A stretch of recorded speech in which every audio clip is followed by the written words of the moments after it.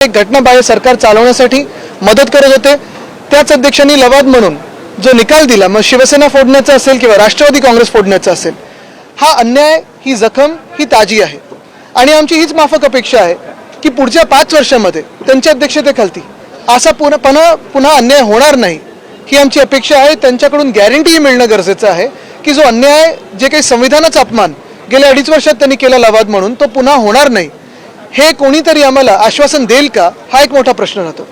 तसंच आपण पाहता, जो आनंद सोहळा किंवा कौतुक सोहळा चालला आहे, त्या कौतुक सोहळ्यात ठीक आहे, स्वतःचं कौतुक करू शकतात, इतर नेते गटनेते देखील अध्यक्षांचं कौतुक करतील, पण हे का बाजूला होत असताना बेळगावमध्ये जो मराठी माणसावर अन्याय होत आहे, कालपासून आपण पाहतोय वातावरण चिघळत गेलेलं आहे, काही आमच्या तिकडच्या कार्यकर्त्यांना अटका झालेल्या आहेत, हे सगळं जे होतं ते आम्ही पाहू शकत नाही। आणि कुठे ना कुठेतरी या सरकारने, जे ईव्हीएमचं सरकार महाराष्ट्रात आलेलं आहे, त्यांनी सांगावं, कारण मागच्याच वर्षी आम्ही जेव्हा आवाज उठवला होता तेव्हा त्यावेळीच्या घटनाबाह्य मुख्यमंत्र्यांनी सांगितलं होतं की बेळगाव ह्या परिसरात अधिकचा फंड देऊन, सोयीसुविधा देऊन तिकडच्या मराठी माणसांना न्याय देण्याचा प्रयत्न होईल, पण अजून ते कुठपर्यंत न्याय देऊ शकलेले आहेत?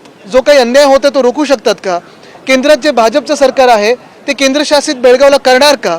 हा आज महत्त्वाचा प्रश्न आहे, त्याचं देखील उत्तर मिळणं गरजेचं आहे। त्यांचं म्हणणं की ते काँग्रेसचं सरकार असो ना, काँग्रेसचं सरकार असो किंवा भाजपचं सरकार असो, जेव्हा आम्ही भाजपसोबत होतो आणि तिथे भाजपचं सरकार होतं तेव्हा देखील आम्ही त्यांच्या विरोधात बोललो होतो, आणि आज जरी काँग्रेसचं सरकार असेल, सरकार कोणाचंही असलं तरी आम्ही मराठी माणसाच्या सोबत राहू, अन्याय हा सहन करणार नाही, ही ठाम भूमिका आमची आहे। आणि म्हणून त्यावेळी जी मागणी होती ती आज देखील आहे की बेळगावला लगेच केंद्रशासित केलं पाहिजे आणि त्यानंतरच पुढचा निकाल काही लागला पाहिजे।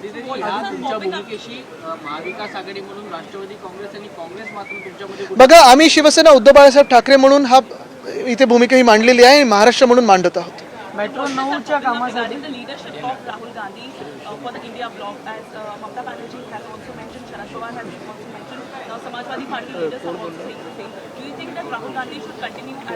Look, I don't think that is a question relevant right now, which is